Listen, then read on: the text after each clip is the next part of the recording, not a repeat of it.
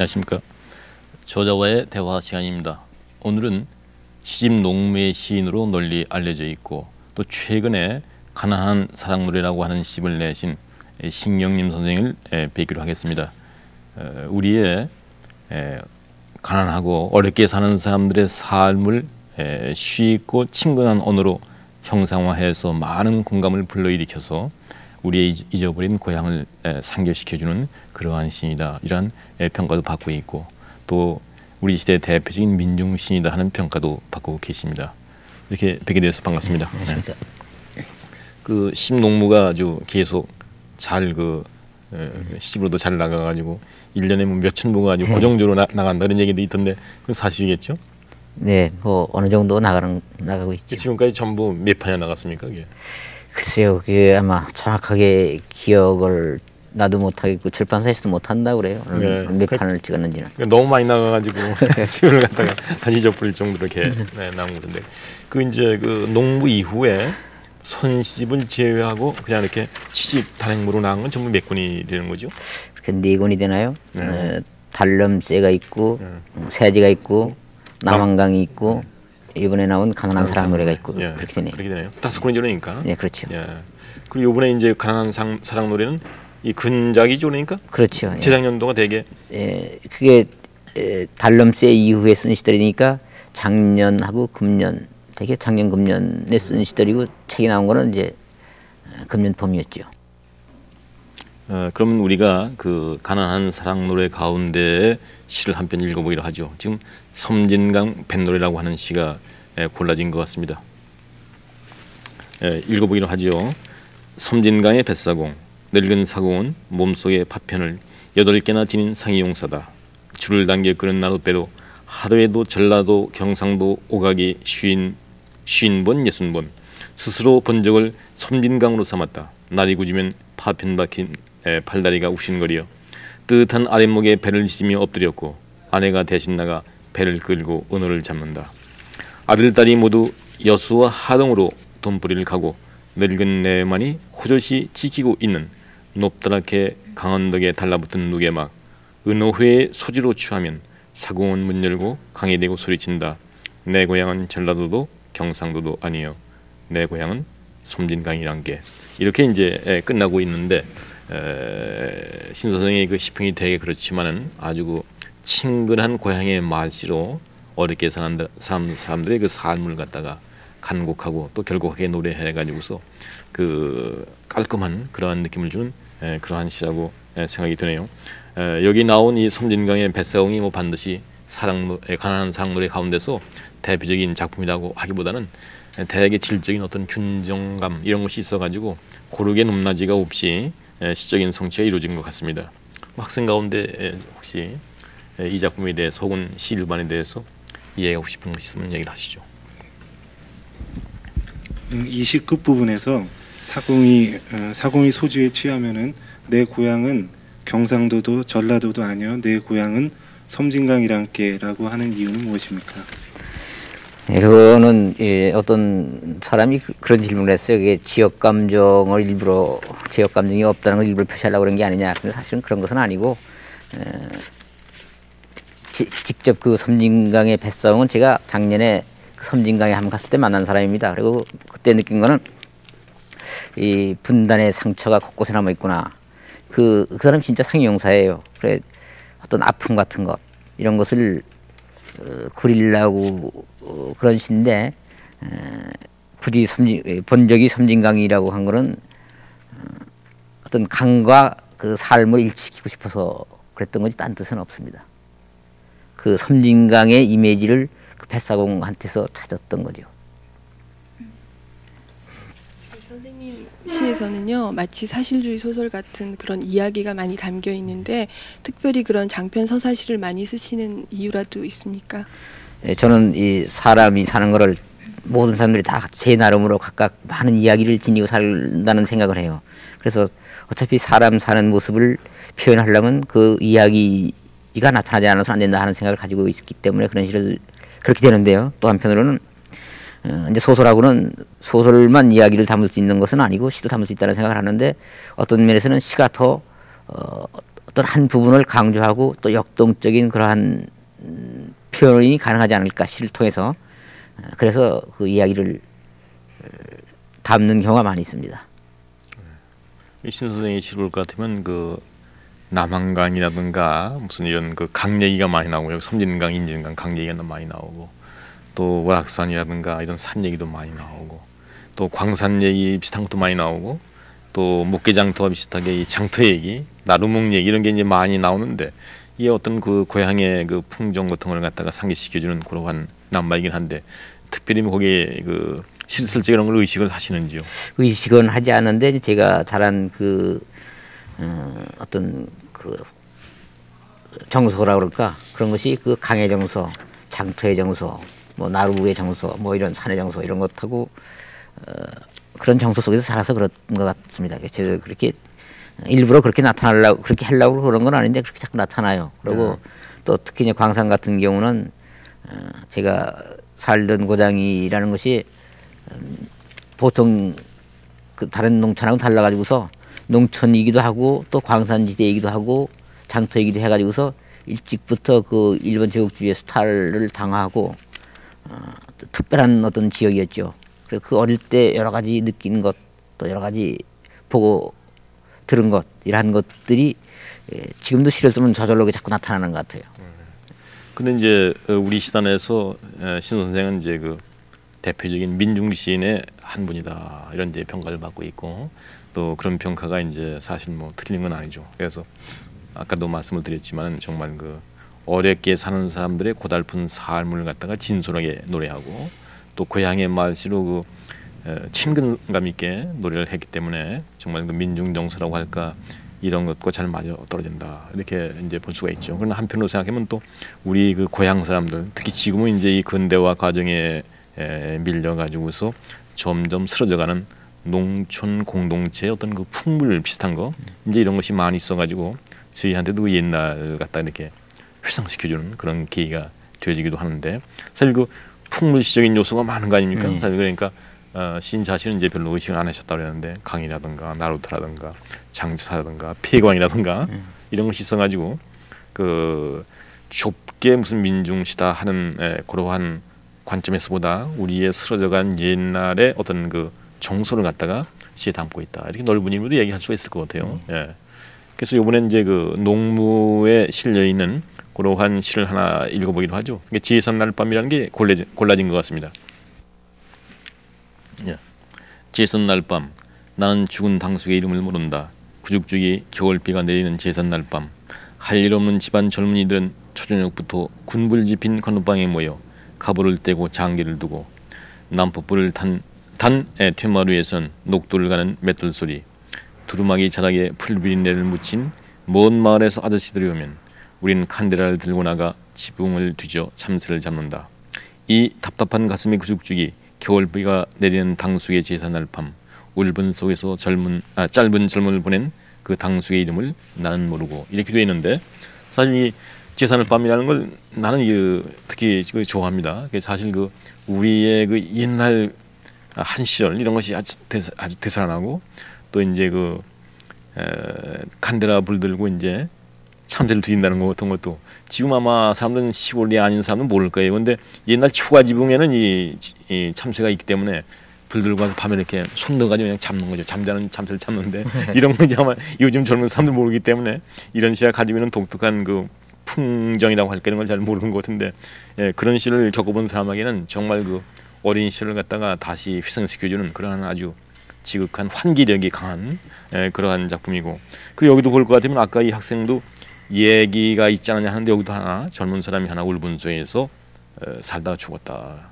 왜 죽었는지는 알 수 없지만 여하튼 젊게 죽었다고 하는 것은 이게 하나의 한인데 그런 그 한 사람의 그 생애라고 하는 것이 짤막하게 비추어져 가지고 제사날 밤인데 이게 좀 무엇인가 우리의 과거의 어두운 역사 속에서 희생을 당한 그런 젊은이가 하나 있었던 모양이다. 이런 그 느낌을 주어가지고 이게 단순한 고향의 풍물시비 아니라 뭔가 그 배후에 우리의 역사를 상기시켜주는 그런 국면이 있는 것 같아요. 그래서 개인적으로 참 좋아하는 시고 또 짤막하고 군수리가 웃고 그리고 정말로 그 제삿 날 밤에 전경이 잘 떠오르지 않습니까? 비가 내리고 녹도 안 오고 불 달아놓고 참치 않고 또 뭔 아저씨가 오는데 그 풀비린내가 풍긴다는 거 이런 것도 정말로 시골에서 살아본 사람만이 느낄 수 있는 거고 또 시골에 살아본 사람이라 할지라도 아무나 이걸 갖다가 시로 쓸 수 있는 건 아니죠. 역시 이건 시인의 재능에 북돋에 의해서 아주 살아나는 건데 아주 좋은 시라고 생각이 됩니다. 여기 뭐 연관된 무슨 이야기 같은 건 없습니까? 예, 이게 그러한 당숙이 이제 우리 집안에는 한 분 계셨고 또 거의 사실적인 어느 하루 한 제삿날 밤에 사실적인 이 표현이기도 합니다 이게. 예. 처음에 이제 시를 갖다 발표하실 적에는 이렇게 고향 풍물적이고 그 배후에 뭔가 우리의 역사가 은은하게 이렇게 시사되어 있는 그런 시보다는 좀 더 이게 사사로운 서정시가 많았었죠. 예. 예. 그러다 이제 한동안 그 저기 시를 좀 이렇게 중단 상태에 계시다가 다시 이제 그 쓰기 시작했는데 그 관계는 여러 가지 이제 글 속에서 그 토로를 하시고 했으니까 그 관계를 한번 얘기를 해보시죠. 예. 예, 이제 제가 뭐 아시다시피 처음에는 순수한 서정시라고 그럴까 그런 시를 썼는데 몇 편 발표하고 난 뒤에 어떠한 사정으로 해서 시골 가서 살게 됐습니다. 그때 이제 시골 사람들 그 사람들과 함께 살고 그 사람들과 함께 그 사람들이 겪는 고통도 당하고 또 그 사람들이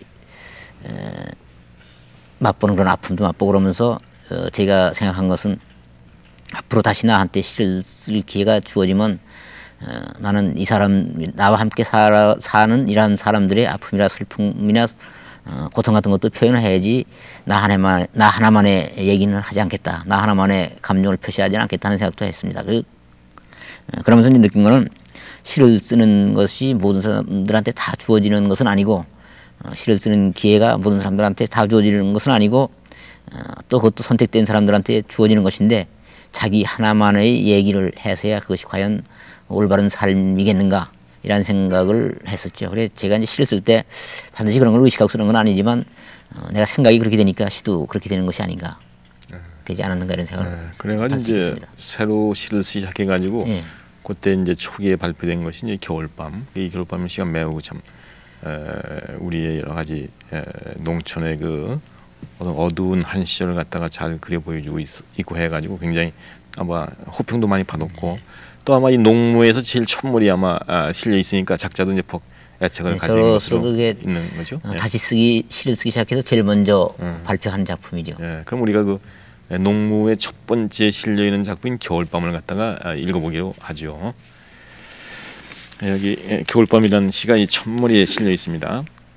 우리는 협동조합 방앗간 뒷방에 모여 묵내기 화투를 치고 내일은 장날 장꾼들은 왁자지껄 주막집들에서 눈을 턴다. 들과 사는 온통 새하얗구나. 눈은 펑펑 쏟아지는데 쌀값 비료값 얘기가 나오고 선생이 된 면장딸 얘기가 나오고 서울로 식무살이 간 분이는 아기를 배다더라. 어떡할 거나 술이라도 취해볼 거나 술집 색시 싸구려 본냄새라도 맡아볼 거나 우리의 슬픔을 아는 것은 우리뿐. 올해에는 달기라도 쳐볼 거나 겨울밤은 길어 묵을 먹고 술을 마시고 물새 시비를 하고 색시 젓갈 장단의 유행가를 부르고 이발소집 신랑을 다루어 보리밭을 질러가면 세상은 온통 하얗구나. 눈이어 쌓여 지붕을 덮어다오. 우리를 파묻어다오.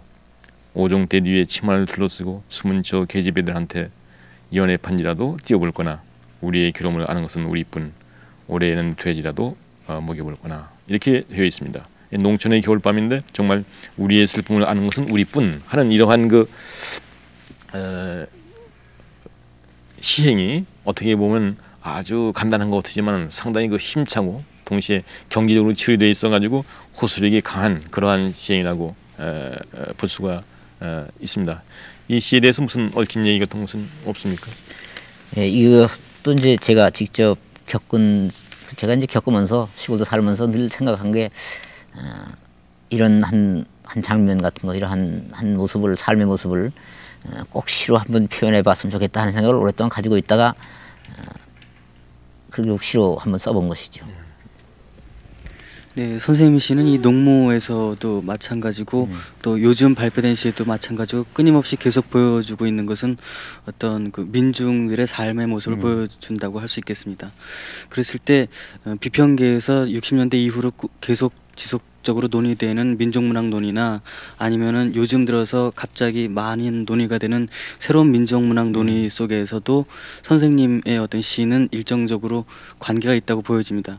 그랬을 때 그러한 그 민족문학 논의 속에서 주장되는 그 문학의 그 역사성의 문제에 있어서 선생님은 그 선생님 시 속에서 이러한 그 역사성이나 역사 의식을 어떻게 생각하시는지 말씀해 주셨습니다. 그 시에 대해서 제가 가지고 있는 생각을 그걸 먼저 말씀드린다면 시라는 건 결국 말을 가지고서 말을 소재로 한 것이니까 말이라는 것이 무엇이냐 하는 문제가 먼저 나올 수 있을 것 같아요. 그래 말이라는 건 결국은 우리가 말을 가지고 살고 말을 수단으로 해서 살고 말을 가지고 싸움도 하고 또 서로 타협도 하고 이웃과 함께 살아가기도 하고 그러는 것이니까 말이라는 것이 어차피 역사성과 사회성을 가지지 않을 수 없다 하는 생각을 합니다. 그래 말을 소재로 한 시인만큼 시도 아무리 피하고자 해도 어쩔 수 없이 역사성과 사회성을 가지지 않을 수 없지 않느냐 이런 거죠. 역사성과 사회성을 갖는데 이제 그것을 어떠한 자세로 갖느냐 하는 게 문제가 되겠죠. 그럴 때 저는 그 민중의식이라는 것이 우리 시의 전부가 다 뭐 우리 시는 몽땅 민중시가 돼야 된다 그런 말은 아니지만 적어도 가장 중요한 그런 흐름은 돼야 되지 않겠느냐. 민중적 시각에서 민중적 역사관에 입각한 그런 시가 이런 생각을 합니다. 덧붙여서 한 가지 더 말씀드리고 싶은 게 있는데요. 그러면 선생님께서 생각하시는 역사성이나 사회성과 더불어서요, 그러니까 아주 일반적인 민중의 정서를 가장 큰 흐름이라고 할 수 있는 민중의 정서를 담아내는 데 있어서 그가 시가 가지는 어떤 예술성이란 문제와 어떤 식으로 시인 자신 나름대로 융합시키고 있는지. 나는 그 예술성과 민중성이 반드시 서로 양립하는 건 아니라고 생각을 해요. 가장 민중적일 때 또 그것은 가장 예술적일 수도 있고 가장 예술적인 것은 또 모순되는 말 같지만 가장 또 민중적일 수도 있다 이런 생각을 합니다. 그래서 이제 그럴 때 그것을 민중성과 예술성을 하나로 묶는 것이 있다고 본다면 그것은 민중적 서정성이 아닐까 이런 생각을 합니다. 대체로 서정성 그러면 그 사람 사는 거하고는 관계없는 것, 뭐 아주 막 깨끗한 것, 뭐 이런 것만 생각하는데 저는 그 서정성이라는 걸 달리 해석을 해요. 사람이 사는 때가 묻어 있는 것, 또 얼룩도 묻어 있고 뭐 또 상처도 나 있는 것, 이러한 것이 서정성이 아닌가 이런 생각을 합니다. 이제 말이 좀 긴 것 같은데 저는 이제 이게 바른 비율론지 모르지만 이런 생각을 한번 해봅니다. 이 바다가 동해하고 서해하고가 있지 않습니까? 동해만 아름답다고 그렇게 말하는 사람들이 있습니다. 서해는 바다도 아니다. 그러나 저는 사실 서해를 더 좋아합니다. 서해 가보면 바다 색깔도 더 뭐 그것이 흑빛이기도 하고 검기도 하고 온갖 것이 다 잡탕이 들어있는 것이 서해 바다죠. 그리고 서해 바다에서는 여러 가지 사람이 사는 냄새도 나고 얘기도 들리고 그렇죠.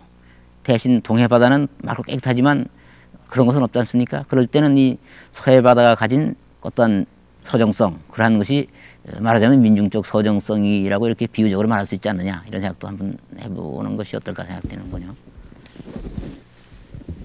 그거하고 이제 덧붙여서 질문하고 싶은 건데요. 그러니까 근자에 나온 어떤 잡지에 보니까 선생님께서 그러니까 요즘 시나 소설이 너무 재미가 없다. 우선 재미가 있어야 독자들이 많이 읽을 것이 아니냐. 이제 그런 식으로 일종의 비판을 하셨던 것 같은데 요즘 흔히 그러니까 민중성을 담재하려는 그런 노력을 많이 하는 젊은 시인들을 두고 이제 말씀하신 것 같거든요. 그러니까 그거 연관시켜서 좀 얘기를 해주셨으면 좋겠고요. 또 한 가지는 이제 우리 현대 시사에서 선생님이 정말 좋아하시는 그 시인 혹은 중요하다고 생각하시는 분 좀 듣고 싶어요. 재미가 없다는 거는 이런 생각이 들어요.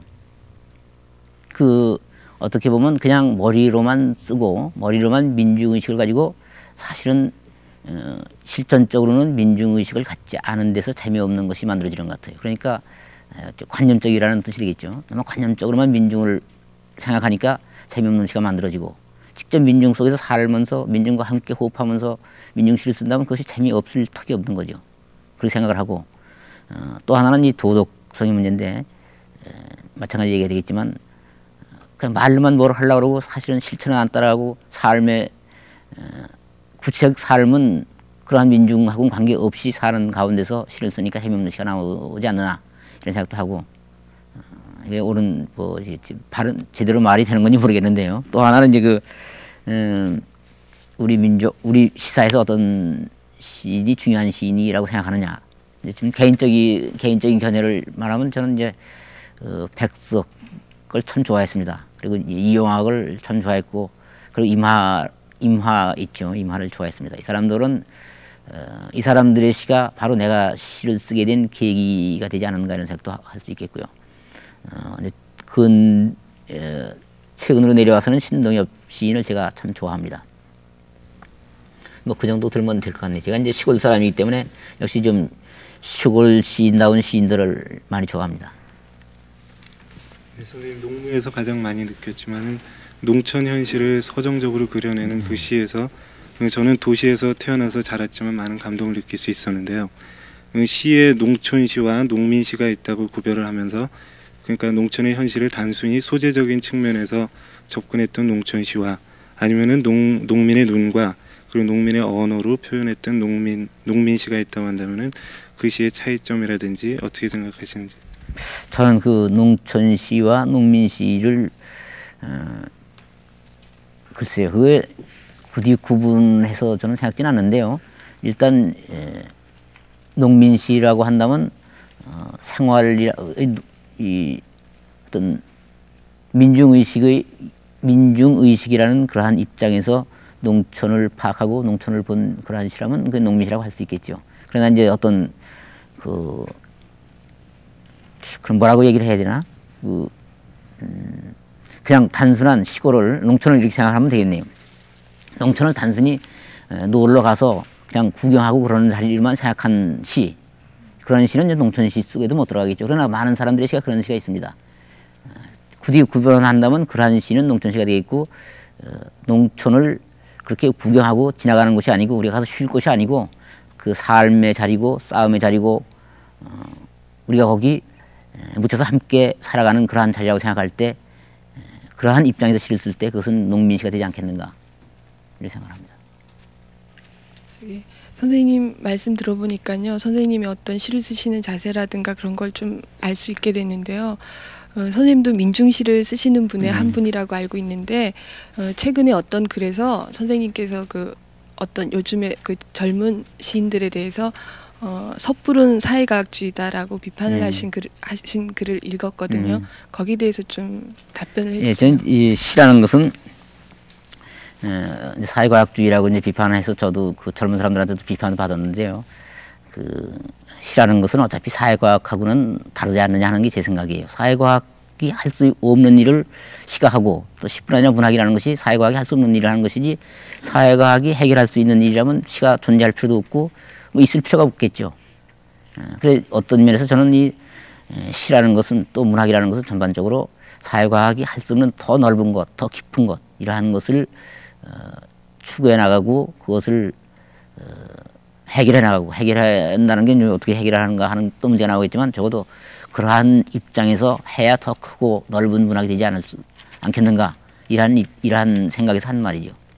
그러니까 시라는 것은 사회과학적인 안목만 가지고서 서서는 부족하고 그것이 적어도 필요한 조건일지는 모르지만 충분한 조건은 되지 않는다 이런 얘기를 할 수 있겠죠. 그러니까 더 크고 더 넓은 시각을 가지고 써야 된다 하는 생각입니다.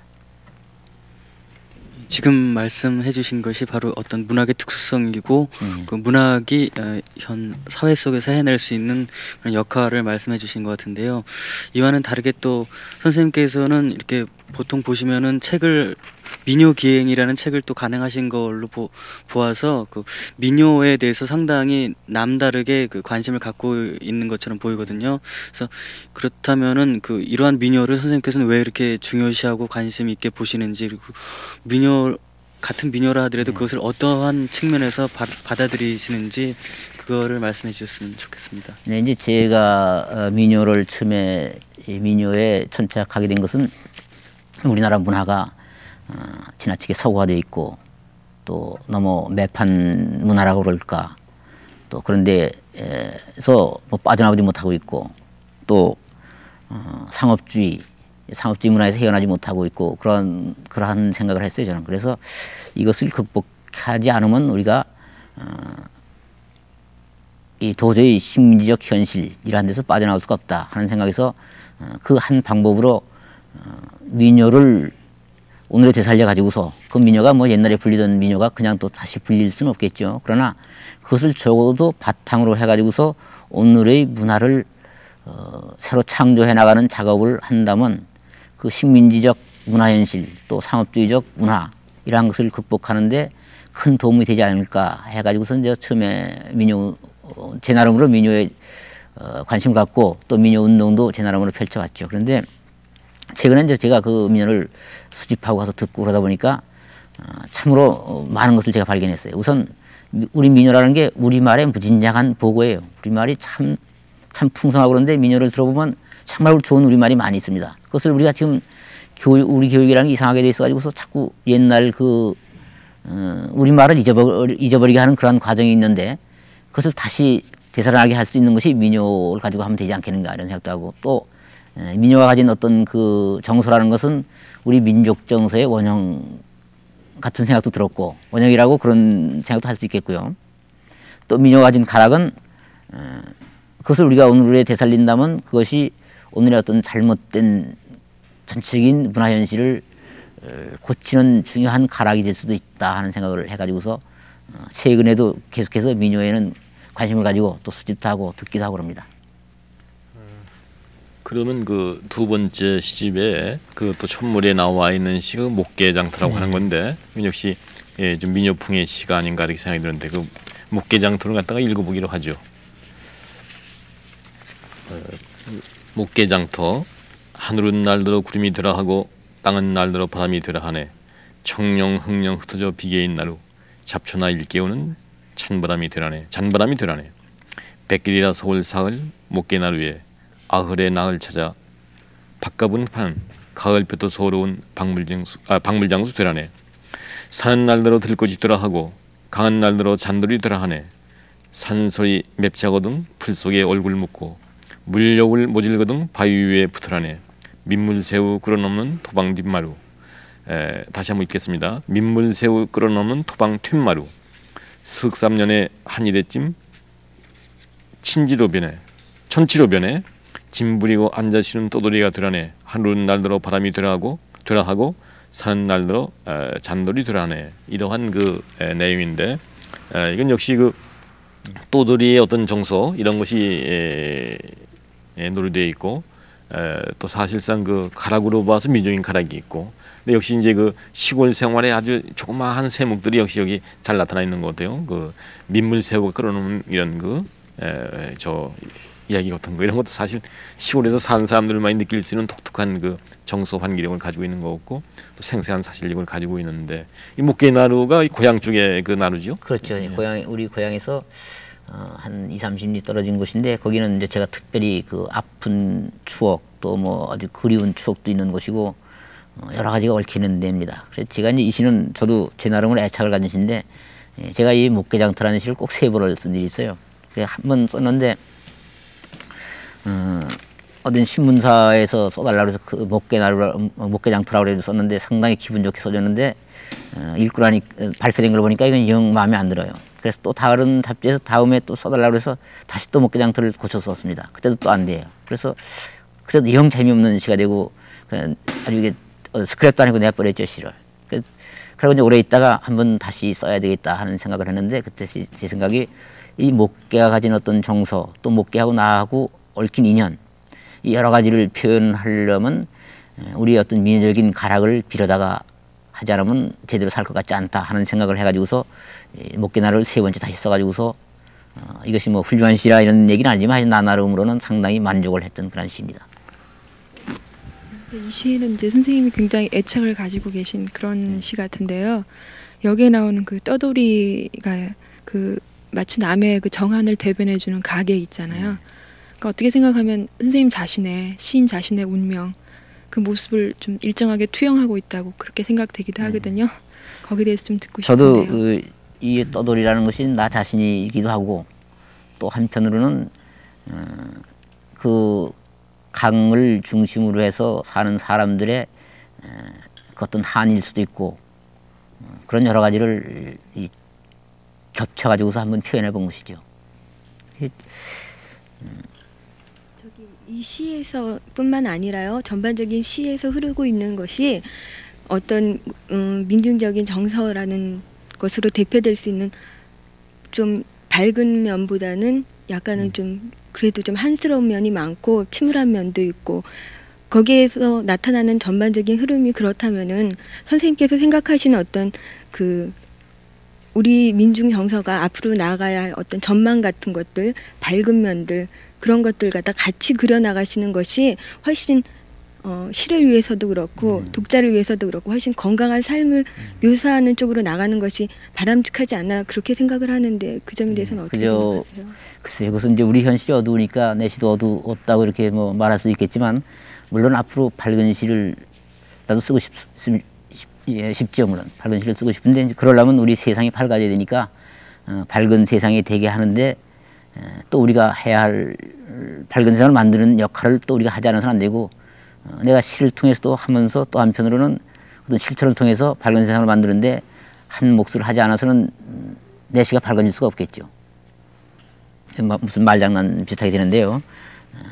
결국은 이 밝은 세상을 우리들 자신이 만드는 일이 중요하다 하는 얘기를 할 수 있겠고 시인도 거기에 있어서는 일정한 책임과 의무가 있다 하는 얘기를 하고 싶습니다. 그래야만 밝은 세상이 돼야만 또 밝은 시도 나올 수 있지 않겠어요?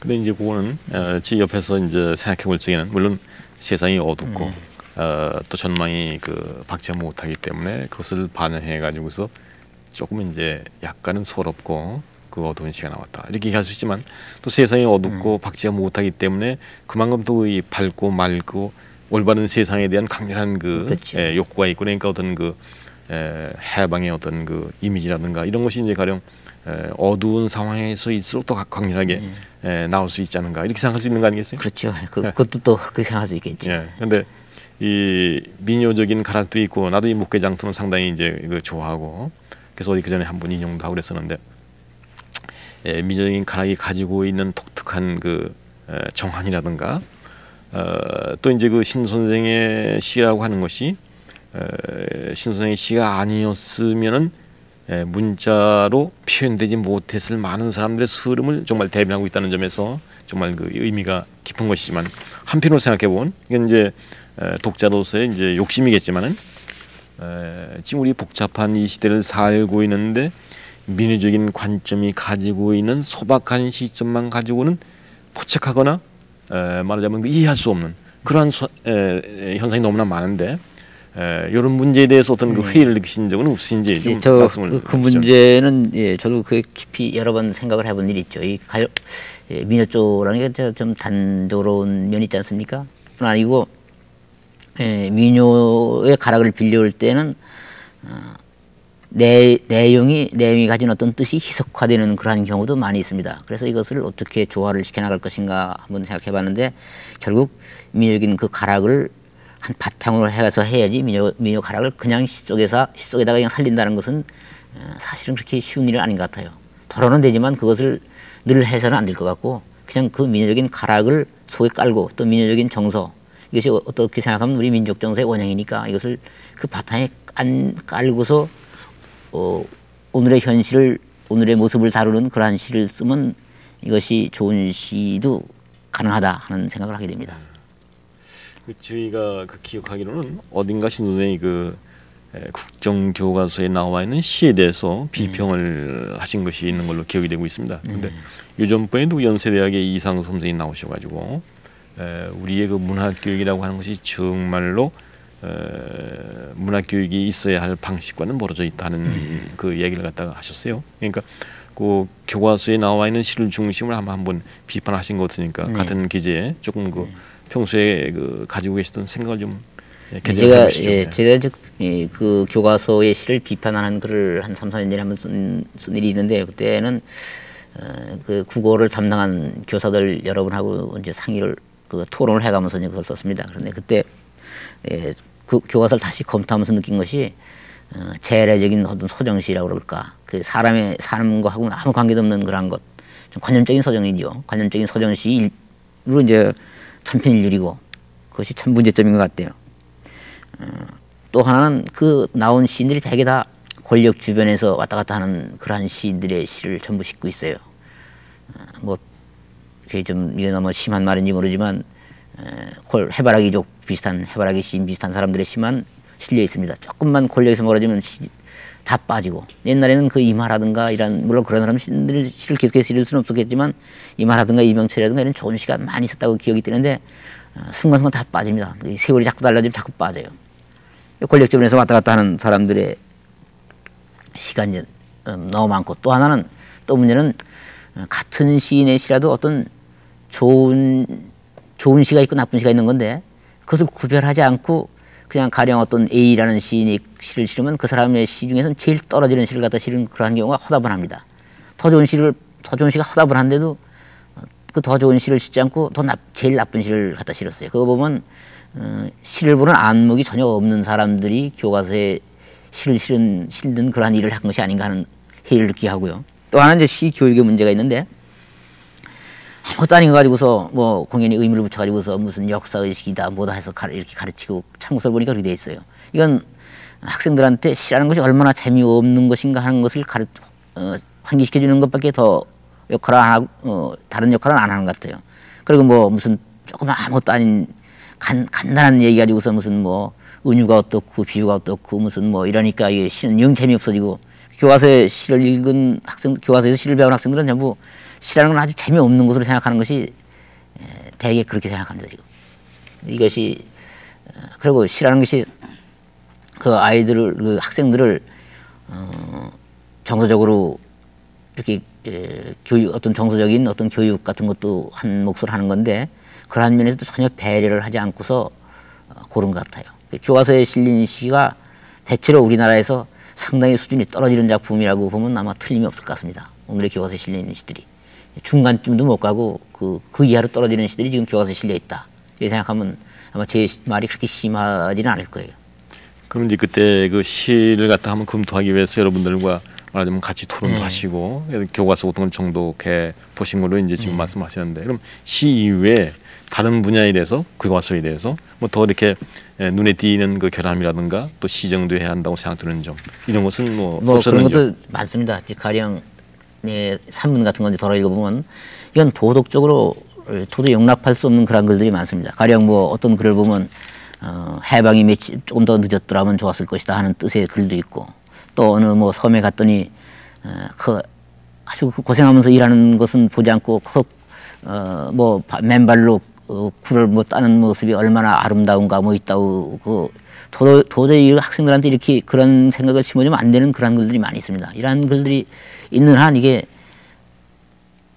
제대로 된 교과서라고는 말할 수 없을 것 같아요. 네. 근데 하여튼 그 지난번에 그 이 선생님은 이제 그 신 선생과는 또 입장이 전혀 다른 입장에서 그런 똑같이 이제 비판을 하시는데 역시 우리나라에서 그 여러 가지 시정돼야 할 점이 많이 있지만은 특히 아동문학 계통에서도 조금 뭔가 아동문학이라고 하는 것이 기초적인 그 문학교육의 첫 단계라고 생각되는데 그쪽에서도 조금 뭐가 이렇게 잘못되고 있는 것이 아닌가. 왜냐하면 일반적으로 봐가지고서 시에 대한 향수 능력이라고 하는 것이 대학생 수준에서도 매우 낮은 것으로 저는 이해하고 있어요. 그런데 그 원인이 어디에 있는가? 물론 중고등학교에서의 문학교육이 잘 못 되어 있는 것도 있고 보다 기초적으로는 문학에 대한 첫걸음이라고 할 수 있는 아동문학 쪽 여기서도 좀 문제가 있는 것 같은데 그 점에 대해서는 어떻게 느끼신 거 없으십니까? 그래서 그 국민학 교과서는 제가 이제 검토해보지를 못했지만 이제 더러 그 아동문학 작품 같은 것을 보면 정말로 아동들의 정서를 그려낸 시는 그렇게 많지 않은 것 같아요. 그리고 아이들한테 이제 시를 읽어보라고 제가 이제 그 아이들을 기르면서 이렇게 해보면 동신 이런 거 안 읽습니다. 재미없으니까. 어른의 눈으로 한번 보고 그런 문제가 있는 것 같습니다. 교과서의 문제에 대해서 한마디만 더 하고 지나가면 좋을 것 같은데 말의 문제라는 게 있어요. 말. 우리나라 교과서라는 건 국어 교과서라는 거는 우리 말을 아름답게 보존하는 그러한 역할도 있는 것 아니겠어요? 그런데 우리 교과서를 보면 이건 우리 말에 대해서는 별로 신경을 안 쓰고 맨 영어나 일본 말의 번역말 같은 것, 번역투의 문장 이런 것이 허다분하게 많습니다. 결국 그렇게 그러한 식의 국어 교육을 받다 보면 한 뭐 6, 7년 뭐 한 10몇 년씩 그러한 교육을 받다 보면 우리의 좋은 말은 다 잊어버리고 우리 말이 오염되는 거죠. 결국 애국말 투가 되고 번역투의 문장만 쓰고 결국 우리 말을 잃어버리고 우리 것을 잃어버리고 우리의 좋은 정서를 잃어버리게 되는 그러한 지금 이 제2과도 국어교과서가 범하고 있는 것이 아닌가 이런 생각을 하게 됩니다. 방향을 조금 달려 네. 해가지고 질문을 하고 싶은데요. 두 가지를 질문 좀 드리고 싶어요. 한 가지는 그 박노해의 노동의 새벽에 나왔을 때 그 한 평자가 그 농민적인 정서, 농민적인 삶을 조금 더 바탕으로 해서 써라. 그걸 단지 관습적인 어떤 그 보수성 이렇게만 보지 말고 좀 더 적극적인 생명력의 바탕으로 파악할 필요가 있다. 이렇게 이제 얘기를 하는 걸 봤거든요. 선생님 자신도 좀 그런 생각을 가지고 계시지 않으신가? 아니, 박노해 씨는 이제 네. 그거에서 먼저 대답을 하면 박노해 씨는 시적으로도 상당히 뛰어납니다. 그 박노해가 가진 그런 정서에다가 또 농민적인 정서까지 보태라 하고 요구할 필요는 없을 것 같아요. 그 자체로서 어떤 노동자의 현실뿐 아니라 노동자의 정서까지도 잘 표현하고 있어요. 그런 면에서 그 노동자의 현실을 그렸다 이런 걸 떠나서 박노해의 여러 편의 시는 우리 시사의 굵은 줄기를 이룰 아주 좋은 시들입니다. 그리고 이제 또 한 가지는요. 이번에 나온 그 가난한 사랑 노래에 보면은 그 강물을 보며 그다음 산에 대하여 이런 시가 있는데 조금 그 이전에 쓰시던 시하고는 성격이 좀 틀린 것 같고 그 거기에 대해서 이제 어떤 삶에 대한 명상이 나타났다. 그리고 이전에 그 원통한 자들의 어떤 울분 그런 걸 대변해 주던 모습하고는 조금 틀리게 그런 모습이 나타났다고 그렇게 평가를 이제 하신 걸 봤는데 글쎄 그 거기서 이제 그 결론적으로 말한 게 다양성과 중층성의 어떤 그 모습이 나타났다 이렇게 얘기를 하는 걸 봤거든요. 근데 무엇을 바탕으로 한 무엇을 향한 다양성이고 중층성인지 전 좀 더 의문이 많이 들었거든요. 그래서 그렇게 생각을 하면 그 이전의 시들과의 그 맥락에서 확대 내지 심화라고 볼 수도 있고 안 그러면 더 퇴행이고 안주로 볼 수도 있다는 생각이 좀 들었어요. 거기에 대해서 좀 이제 나는 이제 나이를 먹어서 그런지 이제 요즘은 이런 생각도 했어요. 문학이라는 게 어떤 찢고 또 찌르고 또 갈기고 때리고 차고 하는 역할도 상당히 중요하죠 물론. 그러나 문학이라는 게 더 그 바탕에는 따뜻하게 뭘 받아들이고 너그럽게 좀 사람을 받아주고 그런 것도 있어야 되지 않는가. 최근에 저는 이제 그 연변 조선족의 작품들을 많이 읽고서 그런 생각을 더 갖게 되는데 거기 시들이 이 기술적인 면 이런 데서는 훨씬 떨어집니다 우리한테.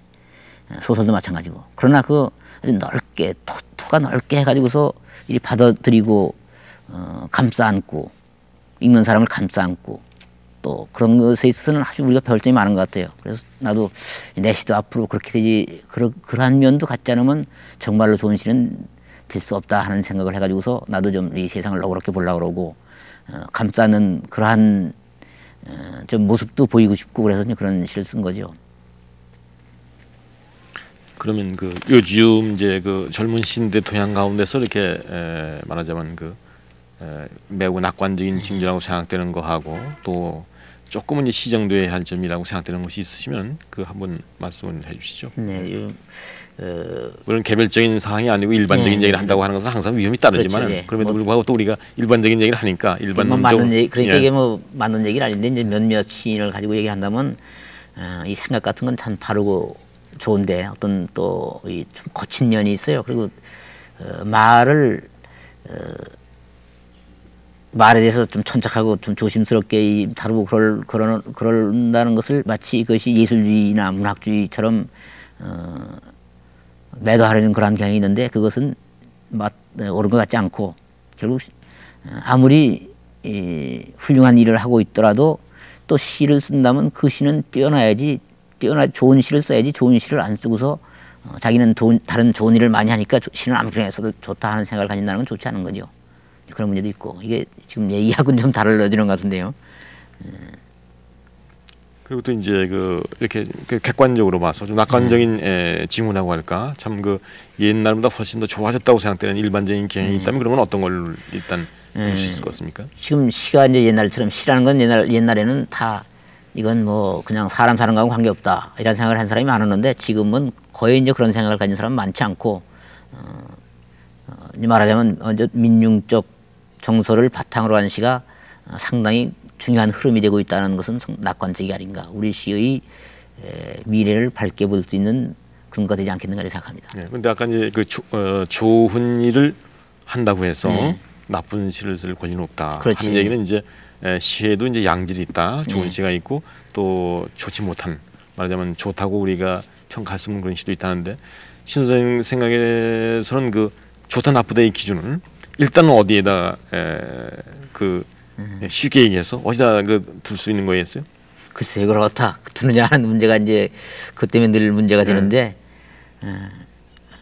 글쎄 그건 저도 잘 지금 분명하게 한마디로 얘기할 수 있는 건 아닌 것 같네요. 그러니까 이제 언어적으로 이제 그걸 개념화해서 얘기는 이제 어려운 얘기고 거죠, 실제 작품을 보고서 이제 그때 반응을 이제 보이는 것이다 이렇게 할 수 있지만, 기본적으로 이제 우리 시에서 지금 이제 시집도 이제 하루에 한 2권씩 나올 겁니다. 굉장히 많은 시적인 생산이 나오고 있는데 또 그 중에 많은 시들이 좋은 것도 많이 있지만 또 너무나 이제 범상하다든가 또 뭐 정말 있으나마나하다든가 이런 경우도 많이 있는데, 저희가 이렇게 볼 적에는 일종의 그 직업적인 그 시인으로서의 어떤 자각 이런 것이 매우 부족해지지 않는가. 지금 이제 신 선생님도 그 언어의 세련 같은 데서 부족한 그런 시들이 많다고 말씀하시는데, 우리가 기본적으로 어떠한 어떤 입장을 취하고 어떤 이념을 가지고 있던 간에 시가 언어 예술이라고 하는 사실을 부정할 수 없는데, 그럼 한 편의 시를 갖다가 언어 예술이기 하는 점은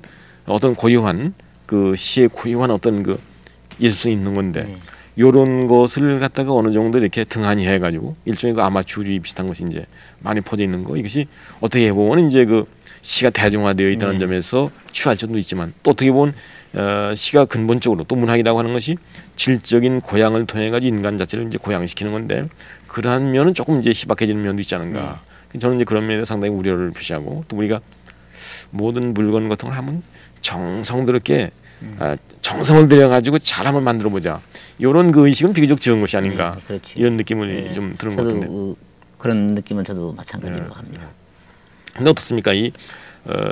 저는 이제 개인적으로 보면 신 선생의 그 장시하고 단시 가운데서 이렇게 보면 역시 단시가 좋고, 그러니까 말하자면 그 단편을 잘 쓴다고 해서 반드시 그 사람이 훌륭한 장편을 갖다가 보여줄 수 없는 것과 마찬가지로 역시 단시는 좋은데 장시의 경우는 조금 지루하다는 느낌을 받거든요. 그런데 장시를 쓰시면서 어떤 특별한 그 마음의 준비라든가 혹은 그 태도에 있어야 어떤 변화 이런 것이 있는 것인죠. 그렇지 않으면 그냥 단시를 쓰시는 기분으로 계속 쓰시는 건죠. 그렇진 않고 이제 나는 그거를 장시 남한강을 쓴 것은 남한강의 그 삶의 모습을 한번 총체적으로 시대도 그렇고 그 어떤 그 이제 강의 전체적인 모습을 또 여러 시대에 걸친 모습을 한번 보여주고 싶었는데, 그것은 단시로서는 불가능하니까 한번 장시로 잡아본 거죠. 근데 실제로 어떻게 써보면 어떻습니까? 글쎄 그거는 차이가 그래도 저기 다르죠. 다릅니까? 다르죠. 호흡이라는 것도 있고, 그건 호흡을 길게 잡고 한 장면에서 어떤 것을 드러내기보다는 전체적으로 드러나게 해야 된다는 생각도 있고, 전체적인 어떤 호흡이 있어야 된다는 생각도 하고.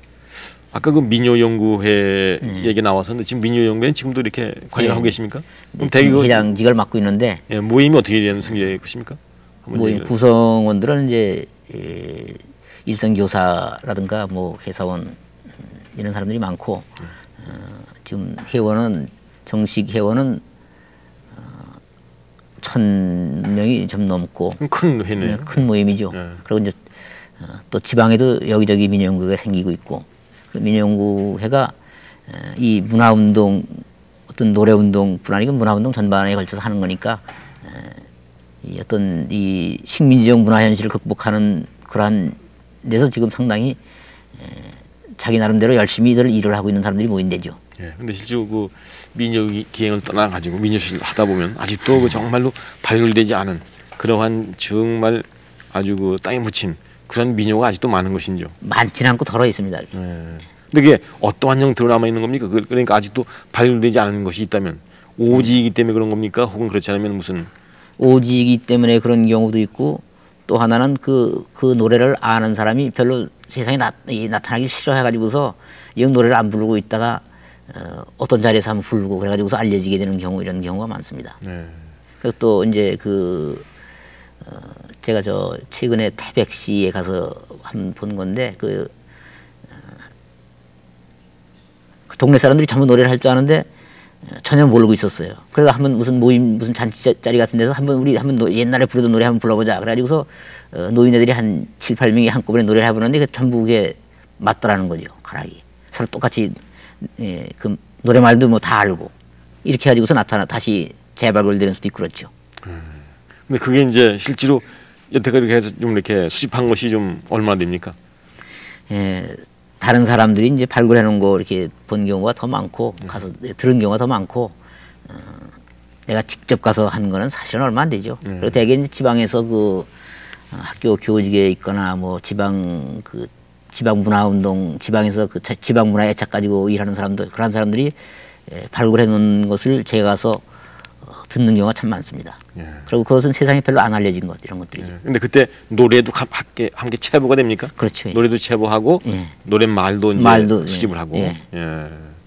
근데 우리도 그 어릴 적에 김소은이가 그 모은 한국 그 구전 민요집 그 읽고 상당히 재미있게 그 읽은 기억이 나는데 그 후에 이제 민요 수집의 방법 같은 것도 많이 이제 발전이 되고 또 이 녹음기 같은 것도 있어가지고 이게 많이 저기 한 것 같은데 실제로 그 지방마다 커다란 차이가 생깁니까 그게? 그렇게 큰 차이가 생기는 것 같지는 않아요. 근데 이제 그래도 호남 쪽하고 경남 영남하고 이렇게 굳이 이제 구분을 한다면 노래말은 영남 쪽이 더 세련됐고 가락은 이 호남 쪽이 더 세련됐고 그렇다는 느낌을 주대요. 그런 정도의 구분이 있고 이 중부 지방의 노래들은 대개 그 강원도 한강 따라서 발달한 것 같고 그런 느낌을 줍니다. 요즘 해금이 돼가지고 출판사 측에서 그동안 이제 그 금지가 되었던 그 시인들 작가들 이런 그 작품이 이제 많이 쏟아져 나와가지고 나도 요새 그 금지되었던 시집들을 한번 읽어봤어요. 근데 한꺼번에 이렇게 모아놓고 보니까 사실 조잡한 시들이 많고, 네, 그렇죠. 조잡한 시들이 많고, 결국 이제 그 우수한 시들이라고 해서 매우 드물다 하는 것이 느껴졌는데, 실제로 아까 그 백석 같은 사람 이런 사람 시에도 보면은 좋은 거 하고 정말 그냥 범상한 거 하고가 좀 저기가 많고. 이용학 씨 같은 건 보니까 초기 작품은 아주 허술한 작품이 많고 그 다음에 그 양반의 특징이 또 이렇게 짤막짤막한 단편적인 게 너무 많대요. 그래서 이렇게 좀 지속성 있게 하나의 그 가락을 갖다 계속적으로 완결시키는 그러한 요소는 좀 부족하지만 독특한 종소를 가지고 있는 것으로 느껴져요. 그런데 특히 또 누가 그쪽에서는 괜찮은 사람입니까? 임화는 이제 소투른 시도 많은 것 같은데 그래도 그 어떤 힘 같은 거 가지고 있는 것으로서는 상당히 좋은 시인이라는 느낌이 들대요. 그렇고 저는 젊었을 때는 유진우라든가 이병철이 같은 사람들의 시를 좋아했는데 그 사람들도 몇 편씩은 좋은데 너무 상투적이고 너무 관념적인 시들이 많고 지금 말씀하셨지만 이용학의 경우도 타작이라고 할까 서투른 시가 너무 많죠. 초기 작품이 좀 서투르고 역시 정지영이 같은 시인은 뛰어난 시인이라는 생각이 들고요. 근데 이제 우리는 모르겠어요. 정정에 대해서 상당히 애착을 가지고 있는 것은 처음 시를 읽기 시작할 적에 정정이부터 들어갔고 또 그 당시에 이제 우리말을 처음 배우기 시작할 때라서 정지용의 시집을 읽으니까 완전히 이게 우리말의 보물창고다 한 저게 들어가지고 여러 가지 어휘 같은 거 새로 익히는 재미도 있고 그래가지고 이제 하는데 요즘 젊은 사람들한테 물어보니까 그거 별로 모르겠다 재미없다 그래가지고 이건 우리의 그 개인적인 추억을 갖다 이렇게 투사해가지고 평가하는 것이 아닌가 이런 회의가 들 때가 많이 있어요. 근데 역시 정정이만 한 시인도 사실 그 당시에는 많지 않은 거고 요번에 오자환 같은 사람 읽어보니까 역시 유행 같은 구절이 많대요. 그래가지고 꽉 짜임새 있게 힘찬 시는 별로 없고 오장환이도 좀 너무 멋만 부리고 예. 그런 느낌을 주고 예.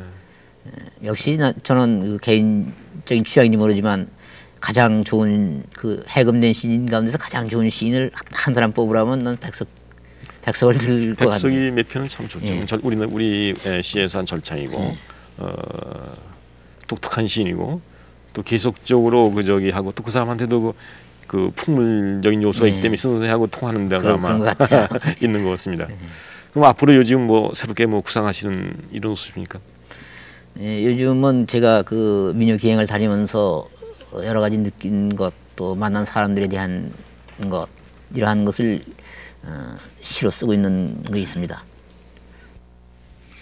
가난한 사랑 노래라는 이번에 발간된 시집에서요, 이전에 보여주시던 그 농민적인 삶을 형상화한다기보다는 도시 주변의 어떤 그 빈민들의 삶을 형상화시켜주는 시들이 많이 눈에 띄거든요. 이러한 어떤 것은 시인 자신의 어떤 관심의 변화인지 어떤 것인지 궁금한데요. 그럼 관심의 변화라기보다는 내 삶의 변화라고 이렇게 말씀드리는 게 좋겠죠. 제가 옛날에는 농촌서 살았고, 그런데 최근에 제가 사는 동네가 그 바로 가난한 사랑 노래 속에 나오는 그러한 세계에서 살고 있으니까요. 네, 요즘 뭐 산에는 자주 다니세요? 산에도 종종 가고 또 여행을 많이 하니까 많이 걷는 편입니다. 네, 그러세요. 오늘은 가난한 사랑 노래를 최근에 그 상지하신 시인 신경림 선생을 뵙고 여러 가지 시에 관한 말씀을 들었습니다. 다음 시간에 또 뵙겠습니다.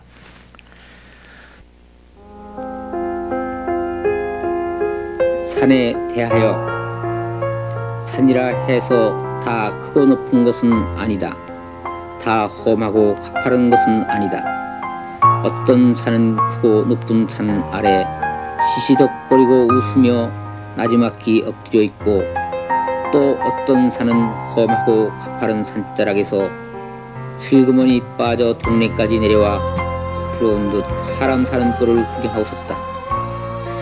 그리고는 높은 산을 오르는 사람들에게 순하디 순한 길이 되어주기도 하고, 남의 눈을 꺼리는 젊은 쌍에게 짐짓 따뜻한 사랑의 수물자리가 되어주기도 한다. 그래서 낮은 산은 내 이웃이던 갓난이네 안방 왕골짜리처럼 때에 절고 그 누더기 이불처럼 진내가 배지만, 눈개비나무 찰피나무며 모싯대 개수에 덮여 곤질박이 개개비 휘파람새 노랫소리를 듣는 기쁨은 낮은 산만이 안다. 사람들이 서로 미워서 잡아 죽일 듯 이빨을 갈고 손톱을 세우다가도 칡넝쿨처럼 머루넝쿨처럼 감기고 어우러지는 사람 사는 재미는 낮은 산만이 안다. 사람이 다 크고 잘난 것만이 아니듯, 다 애치며 우뚝 서 있는 것이 아니듯, 산이라 해서 모두 크고 높은 것은 아니다. 모두 흰 구름을 겨드랑이에 끼고 어깨로 바람 맞받아치며 사는 것은 아니다.